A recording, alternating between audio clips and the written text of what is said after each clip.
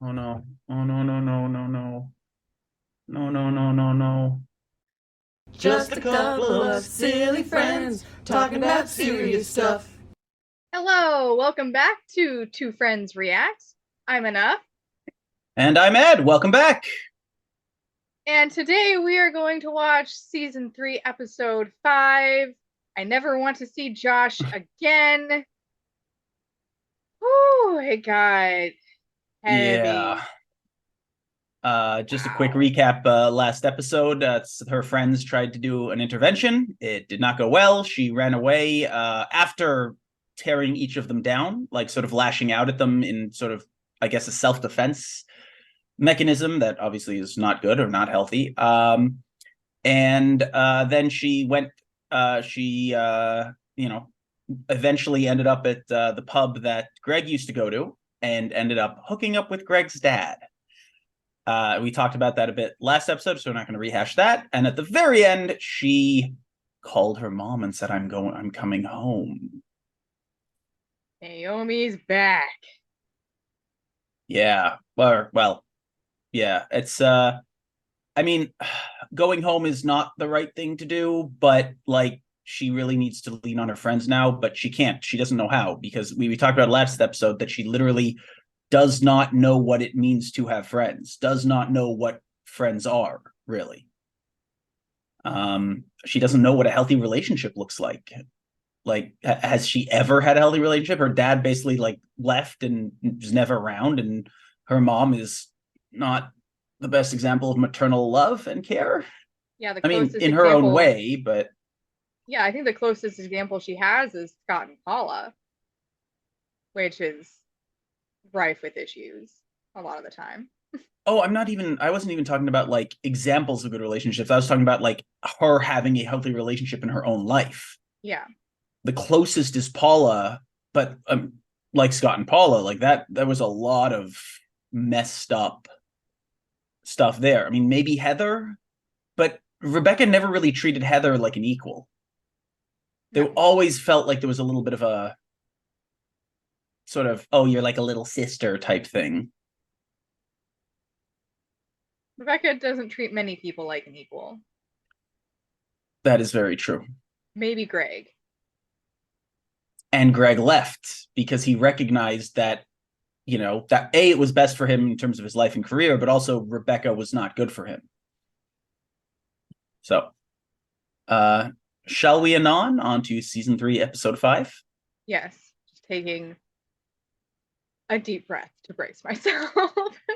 Oh, it's that kind of episode. Well, we're already discussing Naomi. So, those of us with mommy issues, Mm. deep breaths. And just a reminder that season 3 is full of content warnings, so make sure to look them up per episode if you don't remember what happens. Yeah, take care of yourself. We hope this helps. What? I love the little what at the end. Previously on Crazy Ex-Girlfriend. Boyfriend does not want a baby with you. Oh, that one. Yeah. The way she went after Daryl, that hurt.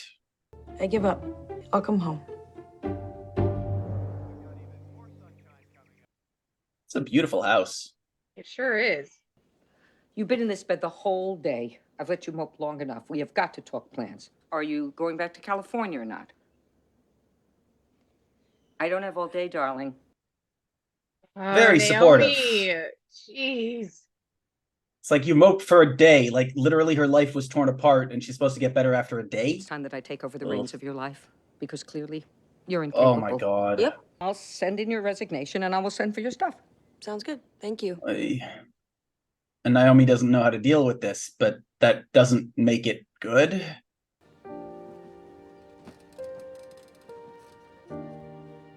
So I don't know if any of our viewers have experienced this, or if you're dealing with severe depression or burnout or PTSD or other things that sort of can make you sort of freeze like that. For a lot of people, someone like Naomi is more the norm. The way she'll just like, oh, you're get over it. It's been a day. What do you care? What's wrong? Because they cannot fathom what it's like. Rebecca is literally fighting her own brain just to function. And people who don't deal with mental illness or suppress it to the point that it's, eating them from the inside, but they cannot fathom it. So seeing that scene, which was so quick and seemed rather innocuous on the surface, that really hit me hard. Yeah. As someone who actually very recently, I went through, as I've mentioned before, I suffer from depression, and I usually have a fairly good handle on it, but as anyone with depression can tell you, and if any of our viewers want to share their story, I'd love to hear from you in the comments. As anyone with depression knows, progress is not linear. You're going to have your ups and downs. And I just went through a very bad down that thankfully I'm finally pulling myself out of. And I never had anyone tell me, oh, just get over it. I was fortunate to have friends who were loving and supporting, even a few friends who offered to help in ways, however they could. And I don't know how I would have been today, after these few weeks that have been very difficult, if I didn't have that support. But yeah, she's retreated into a sort of easy comfort zone because she can't deal with things right now, and her mom is not the most supportive. It is an easy comfort zone because prior to going to West Covina, she was heavily medicated and her life was on a very specific track. And that has a degree of comfort to it because you know what to expect. Even if it doesn't make you happy, it's sort of neutral. It's sort of the easy way, I guess, in some aspects. So it does seem like she's sort of retreating to, here's a place where I don't really have to make decisions, where things are decided for me and I know how to move in this world, as opposed to West Covina, where she had higher highs and was starting to form real relationships and interests and things, but was far more unexpected and wild and unpredictable. And yeah, I'm feeling you on the it's already hitting hard. Like I was starting to tear up just from the opening scene. Part of comfort, unfortunately, in the society we live in, is money. A huge proportion of mental illness could be solved by just having basic needs met. There's a whole body of research that shows there are serious cognitive effects and stress effects to having less money. Your ability to function decreases if you are in financial insecurity. So yeah, that's absolutely a thing. Hello. Excuse us, we're here to pack up all the belongings in this room. What? Nathaniel, You can't just walk in like that. No, that can't be right. She's only at home with her mom temporarily. Okay, she's coming back. Oy, poor Nathaniel. She's gonna want this when she comes back. buddy. Oy. Honestly, kind of sounds like you just need to move on. Is that the same moving guy who helped in the first episode of the series? I was wondering that. Move on, dude. Oy, poor That's a good Nathaniel. slogan. Except not, because he's also kind of a garbage human still. But his pain is real. That Nathaniel's Yeah. a furry? I know.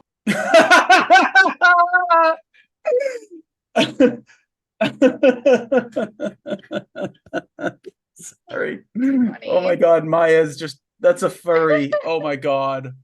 You just start talking all that millennial speak. No, come on, please. Tell me what's going on with you two. I love that Maya's trying to be supportive. Or is she just wanting to get in on the gossip, OMG, what?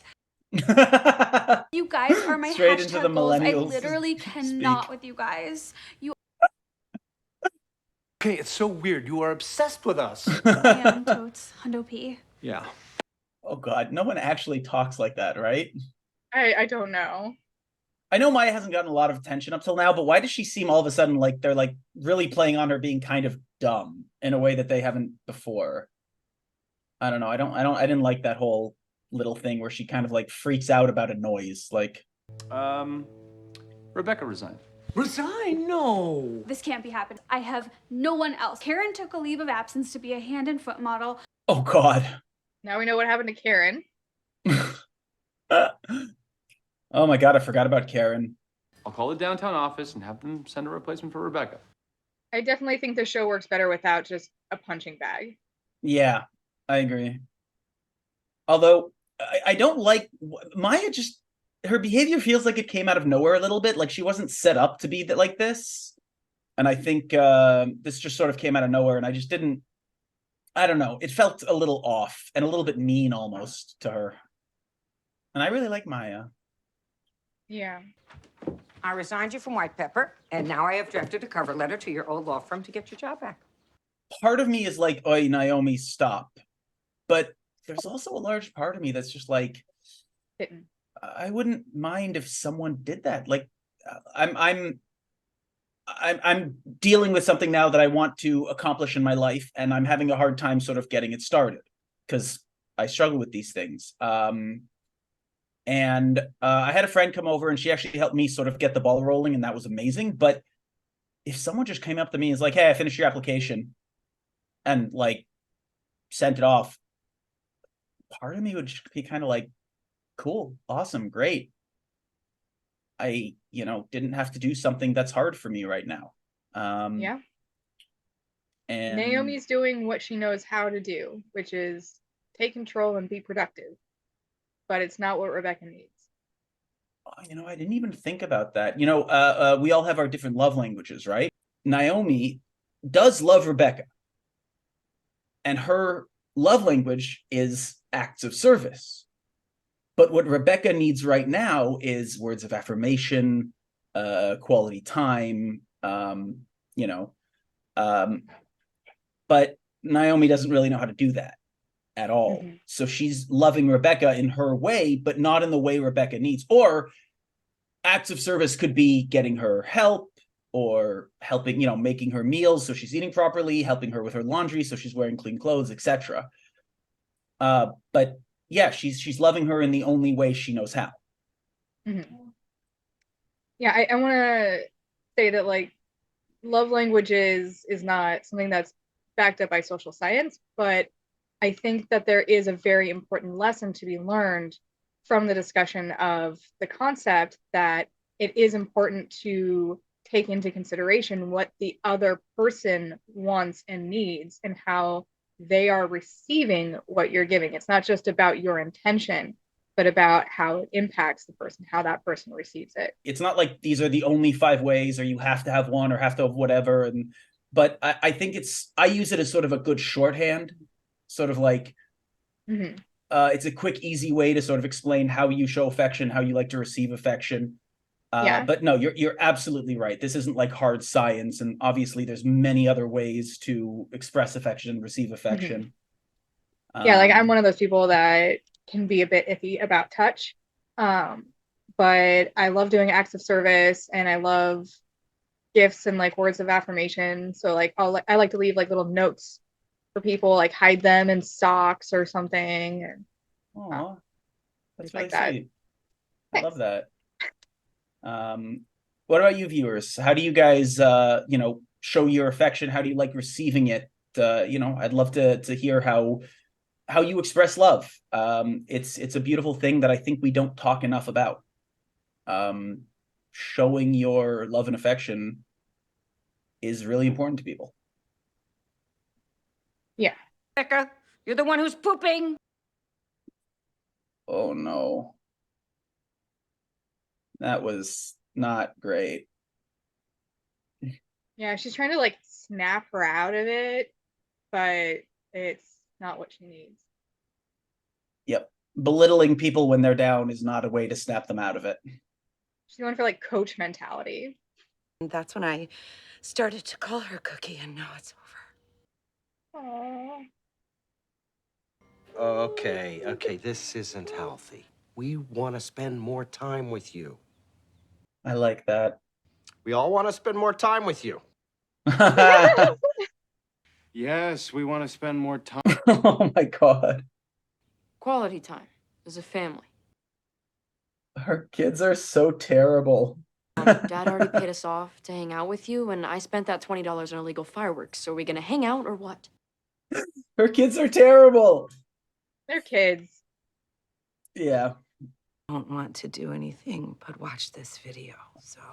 Now, Paula's in a deep, deep, deep depression. But you guys hate that game. You don't ever want to play that game because you have those dumb penises. Daughters.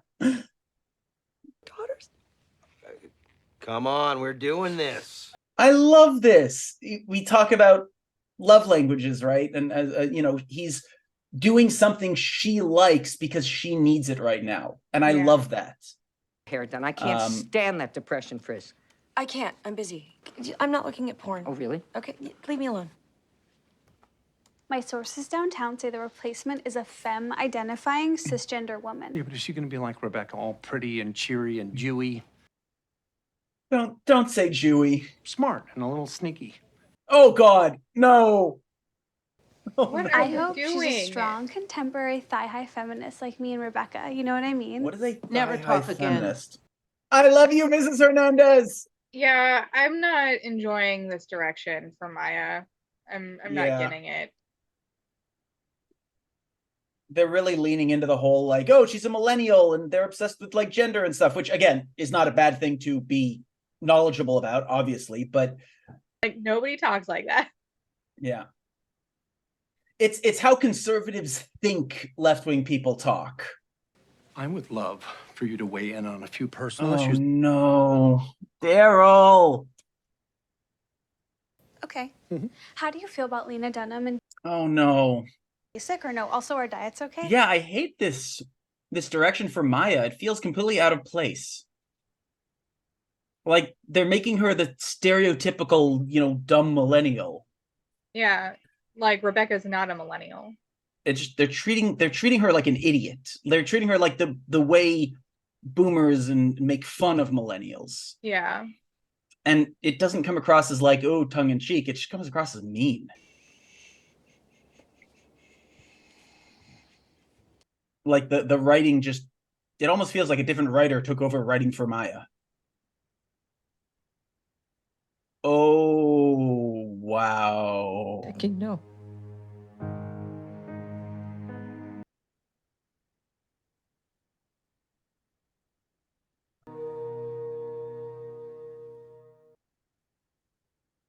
Wow.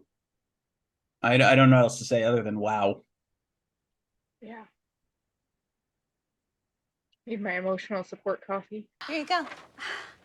Stop. Stop. Shut up. Oh my God. Stop with the Maya. Wow. Just shut it down. Pull the metal grate over your face and put up a sign. I think they felt like they needed some comic relief in this episode to balance out the heaviness, but it's just not quite working with Maya. It's not relief. It's making me angry. Yeah. Since we're coworkers, we probably shouldn't be discussing personal matters so much. But if it helps, good for her. Happy to send you a link. I like that a lot. Like, I can't talk about it, but here are resources. Oh, Sorry. Such a klutz. it's okay. She's exactly what's been missing around here. I mean, yeah, for a functioning law firm. How long was I asleep? Long time. You must be really tired, I guess. I just want to go back to sleep forever. This? It's for you. It's a strawberry milkshake. This is the first time in my life you've ever encouraged me to eat. Okay, if you don't want it, you don't have to have it. It's not bad. Enjoy. You just needed some I like- comfort. I like the fact that she's trying. I do like the fact that she's trying. I mean, she was not a good mom. You know, you never encouraged me to eat. Like she's clearly not a good mom, but she does love Rebecca in her way and is trying to help her very sick daughter. Dinner. I bought 2 tickets. Are you interested? No, thank you. I'm busy. Oh, okay. Well, maybe next time. Maybe. The thing is, it's not like Maya ever behaved this way with Rebecca. That's why I don't. The characters all feel like caricatures of themselves, if that makes sense. Yeah. Ooh. Yeah. And with this guy, like, they never showed him with any interest in Maya, in Rebecca, so it doesn't even fit the narrative of the grief making everyone see her as sort of a replacement Rebecca. right? That it's just an extra thing that doesn't add anything, I feel like. Yeah, I think they're trying to sort of show it from her perspective of like all of these people are being way too familiar with her and trying to shoehorn her into something that she isn't. Mhm. But yeah, it's not quite there. The execution's a What little school did you off. go to again? Yale and Harvard, but I never mentioned it unless someone asked. Now give me all your gumdrops. I'm heading to the Frosty Cotillion. This is really fun. Thank you. Aww. I love that they're actually having fun. Yeah. 7-letter word. Surface? Yes, it fits. It fits. Get over here, smarty pants. And you're so good at it. I like how Naomi's doing this. She's not like she's being subtle, but I don't know. I like it. Yeah. God, these are so delicious. It's funny, the cold kind of gives my head a buzzy feeling and my ears are ringing a little bit. Why are you being so nice to me? I am your mother. I can see that you need me. You need a little TLC. Corn, let me make you popcorn. That'll go great with your shake. This is the only I just saw the subtitle with the name of the song and like, wow. Yeah. I used to think my mother was the worst. I think this is the only episode from this season that I've seen twice. And I had this song stuck in my head from like the moment I woke up this morning. It sounds so much like another song, but I can't think of it, although maybe it's just the style of song. Is here, 'cause I'm starting to think that maybe she's not such a heinous bitch after all. I ever prayed for every day was to reset my mother in a regular way. Beside her, so weird you lived inside her. Oh. For once I don't want her to have a cancerous mole. Finding a mate, it's our parents we're thinking of. I hate that trope, the whole idea that like, oh, you always marry your father or mother. Like, no. Like, yes, the way we're raised impacts what we're looking for in a partner, but like, no. That was really weirdly sweet. Yeah. Ugh. Audra! Audra. You must just want to die. Wow. I don't, because my mother and I are getting along very well. Everything's different now. My mother accepts me. Because what do opinionated Jewish mothers do when they turn 60? They change. People can always change. Yep. You're a smart girl. That doesn't make any sense. Oh, Audra. Audra, will you be staying for some board games and some ice cream, honey? I don't know what this is, but it's scary. She's up to something. And if you don't know what it is, then it's working. Audra. I'm up to whooping your tuchus in that game. That's what I'm up to. She is going a little too hard, raising the suspicion. But again, she's trying to save her daughter's life. Yeah. She just doesn't necessarily know how. Just call in sick for the rest of the week. You call in sick too. They got a nice pool area with a swim-up bar. Tommy does love a swim-up bar. Drink while he pees. Ew. Ew. Ew. Oh. But I do love the fact, I love that they're bonding. Sit with me. Nelia. Oh my They god. could use a vacation. Could ironically read our horoscopes and talk about how shallow everyone in the office is. I honestly feel bad for her. Yeah. Like, this office is a lot. I'll stand here. You're creeping around. That's sexist. Oh my god. I want to Oh. Ow. That is assault in the office place? To Palm Springs for another timeshare meeting. You want to come with? They're not going, are they? Absolutely not. Yes, let's go, please. How's that gonna go wrong? Damn it, Audra. Making her all paranoid.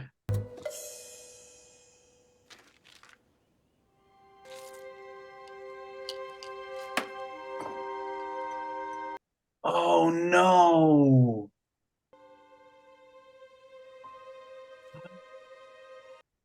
Oh no. my question is, did they actually drug, or is she like sort of thinking, or, and also the fact that Naomi was on anxiety meds, like as in she's not, I thought it was going to be like a whole like, oh, she's on anxiety meds, she's not perfect. But I guess it's also just an assumed thing that like everyone in that community is on some kind of drug. So, but yeah, so wow. Okay, so now Rebecca thinks, excuse me, she's drugging her, and it seemed to suggest that's what was happening, but it's always hard to tell because Rebecca is not a reliable narrator. The actor, I recognize the actor in this next scene. I don't know her name, but she has done a lot of, I've seen her in a lot of internet videos on Cracked and College Humor, and she's really funny. Nice. I just think, yeah, she's cool. All right. I watch a lot of internet sketch comedy, so I always find it like so cool when I see an actor from one of those like in like something, you know, on TV and mainstream. It's just neat. Recreation Center. Mr. Robertson almost took a trip to Brazil, but he did. Oh, now I recognize her. I didn't from the slight angle she was at before. This pool in particular is his passion project, and he's very upset about being sued.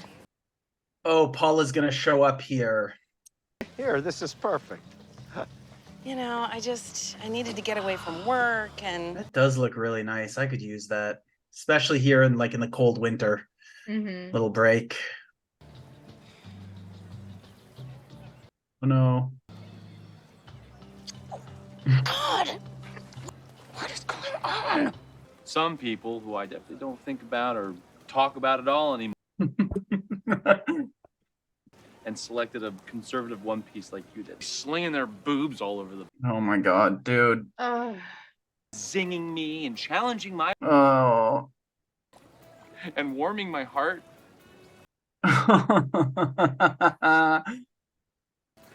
Thank God I don't have that in my life anymore. Oh, sir, you're okay. Don't be a cry. You've been drugging me. The only reason I was feeling better is because you gave me these drugs. I had no choice. I saw all your websites. So you gave me medication without my consent? We have been through this before, and each time you refused help, so yes. I just wanted to calm you down so we could talk, and I could convince you to go away somewhere.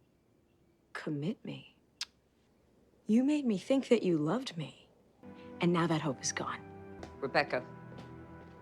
Rebecca, wait! I think I don't know if I've talked about this in other videos, but this is something that's been very big in my life the last 2 or 3 years. I was at my lowest point in 2021 because of my health issues. I basically didn't think I'd ever be able to like live my life the way I wanted. I thought like, oh, I'll just have to live with like someone like my dad or my brother or just someone and like, you know, work whatever part-time job I can find because I didn't have energy for anything more. And even that, like, and I felt like I didn't have hope. I felt like I had no hope in my life that I would ever live a life that brought me joy, that was fulfilling, that I was passionate about. You know, there'd always be things I would have fun and I would enjoy. It's not like my life was joyless, far from it, but it had been so long that since I'd felt any kind of like hope. And for a lot of people, it's really hard because when you're already dealing with mental illness or physical illness, and you add on to that how not supportive our society is, and unfortunately a lot of people aren't, it can sometimes be very hard to find hope. But I will share in my experience that I did. I was fortunate enough that my doctor found something that was surprisingly easy to treat. I started feeling better in a way I never had. And for the first time in my life, and for the first time in almost a decade, in 2021, I started feeling like I had hope. And it hasn't been easy since then. As human beings, we need to have hope. Really just hang on to whatever you can, lean into whatever works. Things can change and will change. Nothing stays the same forever. You know, there's the old saying, when you're going through hell, keep going. Find the humor, find the love, find the whimsy. Wherever you can. I guess let's move on to a more comedic part of the episode, maybe. Season 3. Hopefully. 'Tis the season 3 of Crazy Ex-Girlfriend.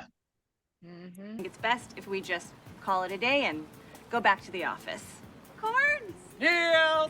Oh my god. How did they know they were there? They're weirdly spyy, like in a creepy way at times. What is this? Pick me! Pick me, Cornelia! Pick me! You like me best. You like me. This is honestly painful. Like, it's not funny. It's just, it's sad. Mm-hmm. I feel like this isn't about me, and making it about me. I'm telling you guys. Pretty clear. This isn't about her. Right at the table. Right at the table. What the heck? I'm going back to LA to file several HR complaints. Good for you. Mm-hmm. I take one vacation! Or Ripped! It's just protein shakes. nice, they're working. Rebecca Nora Bunch, did you crawl out of a window or something? Oh no. Oh no, no, no, no, no. No, no, no, no, no. Oh no, no, no. What? Oh no, no, no, no. Oh, okay. I was really scared. But Hey, miss, are you okay? I don't know.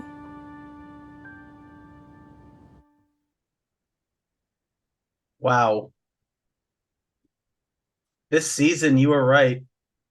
That everyone in LA either hates me and or thinks I'm crazy. So all I need you to do is just drop me off in like Ohio or Idaho in a cornfield somewhere. We have a Merlot. Oh no. Don't give a very, very depressed person a suppressant. I know she thinks she's helping, but no. No.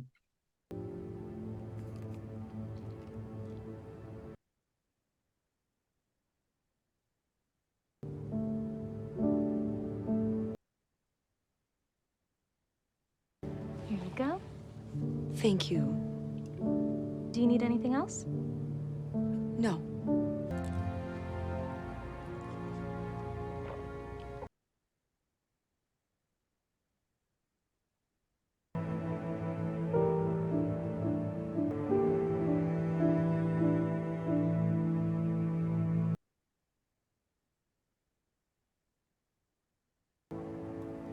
I need help.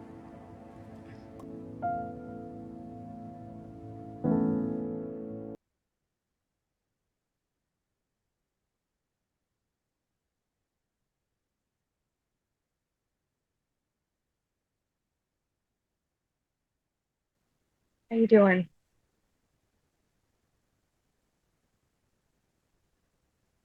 I don't know. That one, yeah. So I'm going to give our often said disclaimer. We are not medical professionals at all. We are just people who struggle with our own mental illnesses, and we are just sharing our experiences. Despite all of my issues, mental, physical issues that I've had over the years, I have somehow never been actively suicidal. I have never tried to hurt myself in that way. This is not an easy topic to speak about, obviously. I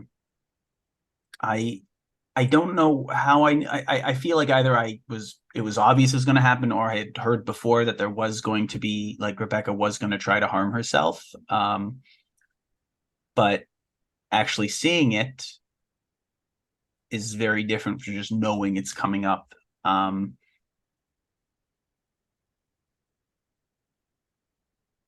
I like how they brought it back at the very end to hope, like you saw the button at the top, sort of morphed in her mind from help to hope. And I think going back to what we were talking about earlier with hope, I think it's to ask for help, you need to have hope that there is help, that there's a point to the help.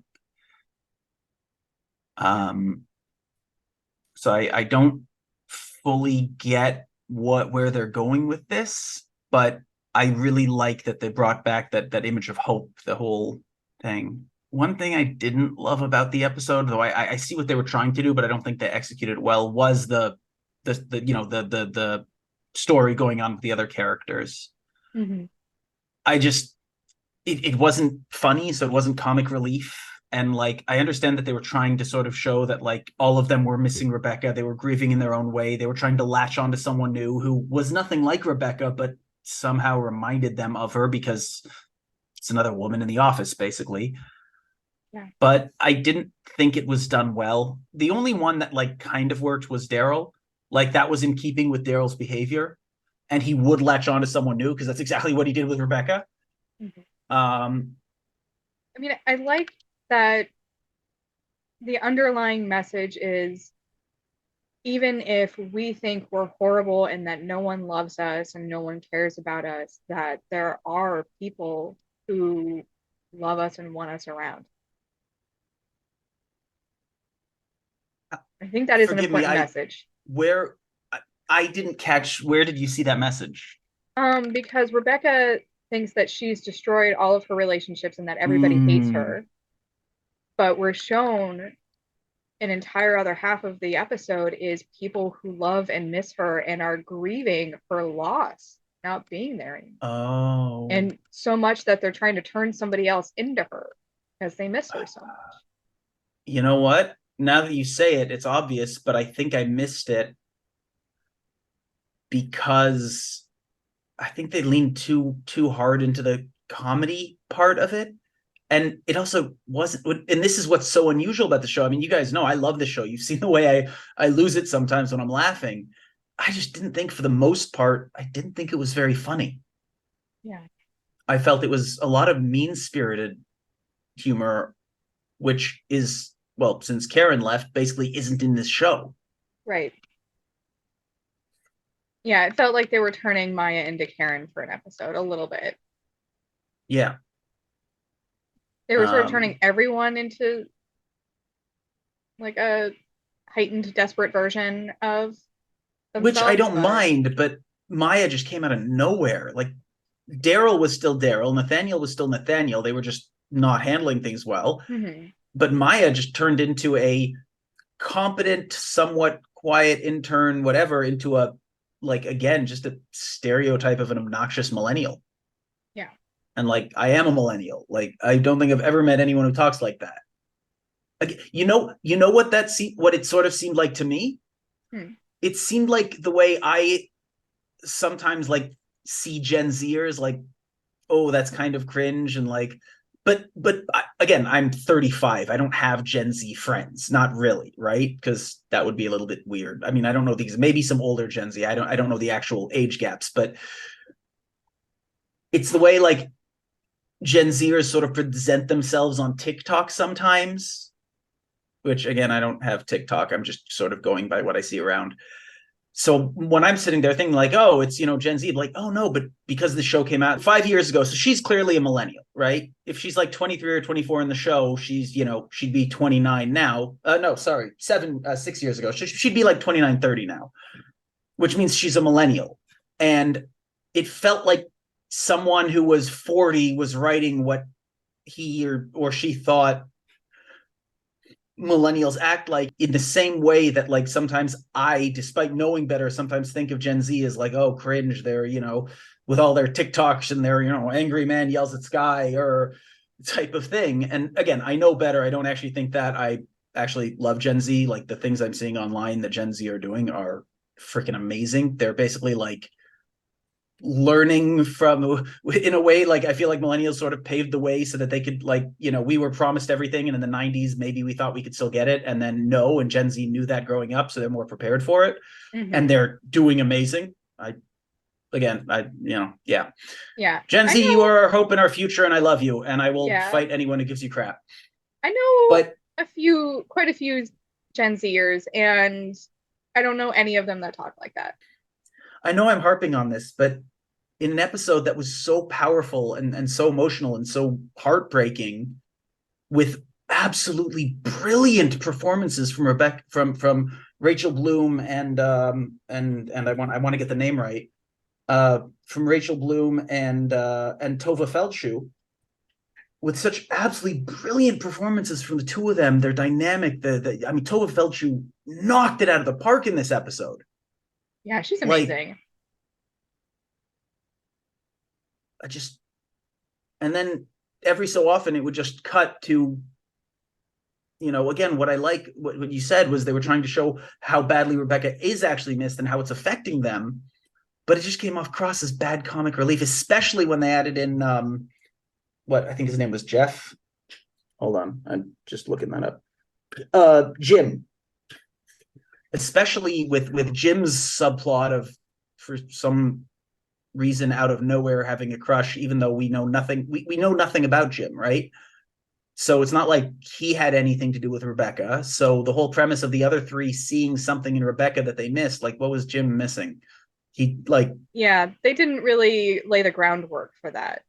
Yeah, like if they'd established in little snippets here and there that he kind of had a thing for Rebecca and was a little bit weird about it, like, okay, fine, then it makes sense. But it added nothing, and it just added another like layer of like forced comic relief that wasn't funny, and like diluted the impact and the meaning of this episode and of that B plot of the characters missing and hurting. Like, I honestly, like, if they could have had Mrs. Hernandez in a way sort of involved instead of Jim, like Mrs. Hernandez, like